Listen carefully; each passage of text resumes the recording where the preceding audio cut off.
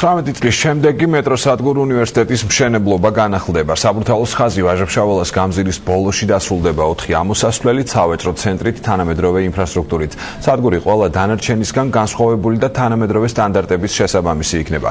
რიგით 23 სადგურის მშენებლობა 1986 წელს დაიწყო და 95-ში უნდა დასრულებულიყო, თუმცა ეს მხოლოდ 2016 წელს მოხდება. დედაქალაქის მეტროპოლიტენის ლაბირინთები კეთი ფარცხალაძემ შემოიარა. ახლა დილის 8 საათია. 50 შახტაში მორიგი ჯგუფი ჩადის. გვირაბების დათვალიერება, განათების შემოწმება, დაგუბებული წყლის ამოტუმვა, ამწე დანადგარებისა და ჰიდროელექტრომოწყობილობების გამართვა. ეს საქმე ყოველდღე 24 საათის განმავლობაში უკვე 20 წელია. ბოლო 20 წლის მანძილზე ამ მშენებარე ობიექტებზე ყველგან მიმდინარეობს საკონსერვაციო, ესე იგი მოვლა შენახვითი სამუშაოები. კონსერვაციის პერიოდი, როგორც წესი, მშენებლობაზე არ სცილდება ხოლმე 1 წელიწადს. 94 წლიდან მთლიანად შეჩერებულია სამშენებლო სამუშაოები. გვირაბები თითქმის ყველა გაყვანილია, მაგრამ დარჩენილია ჰიდროსაიზოლაციო სამუშაოები. ლოკალურ ადგილებში არის მოსანგრევი სამუშაოები, დარჩენილი გულისხმობ, რომელიც არ აჭარბებს 10%. ამ სახით დაკონსერვდა წლების წინ პროექტი და მას შემდეგ სახელმწიფო მის მოვლაში წლიურად 200.000 ლარს ხარჯავს. ეს მომავლის მეტროს ადგილია, სადგური უნივერსიტეტი. გეგმის მიხედვით აქ მატარებელს ჯერ კიდევ 1995 წელს უნდა გაევლო, სამუშაოების 90% იმ დროისთვისაც შესრულებული იყო, თუმცა პროექტი შეჩერდა.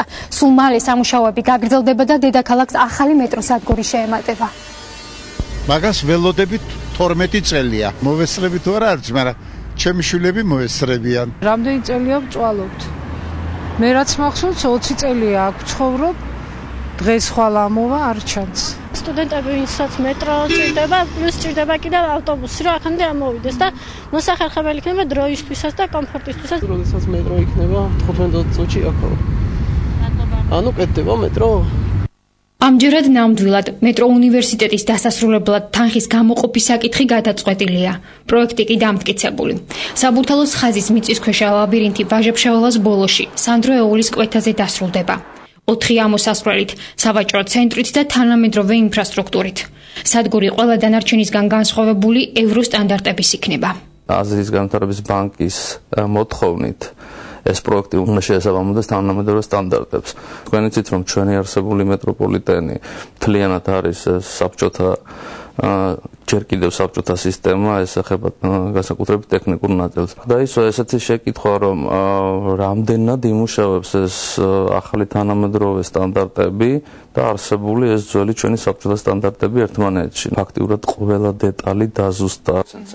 სამუშაოების შესრულებაზე ტენდერი უახლოეს დღეებში გამოცხადდება. გამარჯვებული კომპანია ვალდებულია მეტრო უნივერსიტეტი თბილისელებს 2 წელში ჩააბაროს. მთელი ვაჟა-ფშაველას კვარტლები და უნივერსიტეტის მაღლივ კორპუსის მომსახურება ხორციელდება მიკროავტობუსებით და ავტობუსებით, რომელიც თავისთავად გარკვეული ტიპის პრობლემებს წარმოქმნის მგზავრის უფრო ხარისხიანი მომსახურებისთვის და მას შემდეგ, რაც უკვე ვაჟა-ფშაველას ბოლოში აღნიშნული სადგური შევა ექსპლუატაციაში, მოსახლეობის საზოგადოებრივი ტრანსპორტით მომსახურება გაუმჯობესდება მნიშვნელოვნად.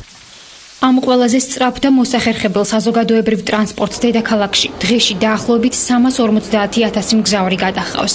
სადგურიდან სადგურამდე მანძილი მაქსიმუმ 3 წუთში იფარება. უნივერსიტეტი თბილისის მეტროპოლიტენის 23 და ისტორიის ბოლო გაჩერება იქნება ჯერჯერობით. დასაწყისი კი 1966 წელი იყო, 11 იანვარი. დღე, როდესაც დიდუბე რუსთაველის ხაზი გაიხსნა.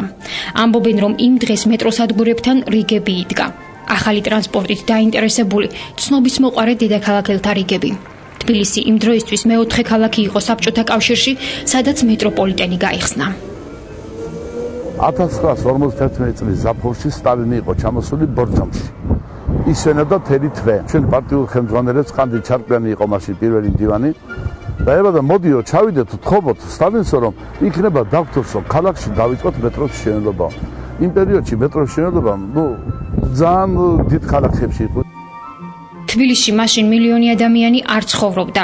ეს მეტროს მშენებლობის მთავარი პირობა იყო, თუმცა საბჭოთა საქართველოს დედაქალაქისთვის გამონაკლისი დაუშვეს. მაშინვე დაიგეგმა, რომ ახალ ტრანსპორტს მთელი ქალაქი უნდა მოეცვა. სულ 44 სადგური იყო გათვალისწინებული, დღესდღეობით არის 22 სადგური აშენებული. ბოლო სადგური ახმეტელის თეატრი, რომელიც აშენებული არის, იქიდან ადიოდა გლდანში, გლდანიდან გადმოდიოდა მუხიანში, მუხიანიდან გადმოდიოდა რადიო ქარხანასთან და რადიო ქარხნიდან ამოდიოდა ამ თბილისის ზღვაზე. იყო ესეთი სადგური გათვალისწინებული საჯეინრო, რომელიც შემდგომში პერსპექტივაში უნდა მოევლო თბილისის ზღვისთვის. ეს თბილისის მეტროპოლიტენის მხოლოდ ერთი ხაზია, წლების წინ დაგეგმილი და გეგმად დარჩენილი.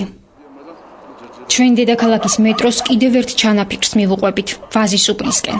ადგილს, სადაც ასევე სადგური უნდა მოწყობილიყო, დღეს დაბმული ძაღლი დარაჯობს. მეტროს მშენებელი გივი თედელური გვიყვება, რომ რუსთაველიდან აქ დამაკავშირებელი ხაზი 80-იან წლებში დაპროექტდა და გარკვეული სამუშაოებით შესრულდა. რუსთაველი ვაზის უბანი მოდიოდა საარბრუკენის მოედანზე პირველი სადგური, მერე მოდიოდა ზემო და ქვემო ელია, მეტრომშენის დასახლება, გადმოდიოდა ვაზის უბანში, ვაზის უბნიდან გადადიოდა კახეთის გზატკეცილზე და კახეთის გზატკეცილიდან იყო განშტოება, რომელიც მიდიოდა მოსკოვის პროსპექტზე. გადასარბენი გვირაბების მშენებლობა დაწყებულია. შესრულებული არის ალბათ 2 კილომეტრ-ნახევრის ფარგლებში ყველა გვირაბები ერთად აღებული. 44 ჩაფიქრებული, აქედან 22 განხორციელებული, ერთიც დაგეგმილი და დანარჩენი უცნობ პერსპექტივაში დარჩენილი. ასეთია თბილისის მეტროპოლიტენის ისტორიული ლაბირინთი. 22 სადგური ვაჟა-ფშაველა ზუსტად 14 წლის წინ 2000 წლის აპრილში გაიხსნა. შემდეგი გაჩერება 2016 წელია, მეტრო უნივერსიტეტი.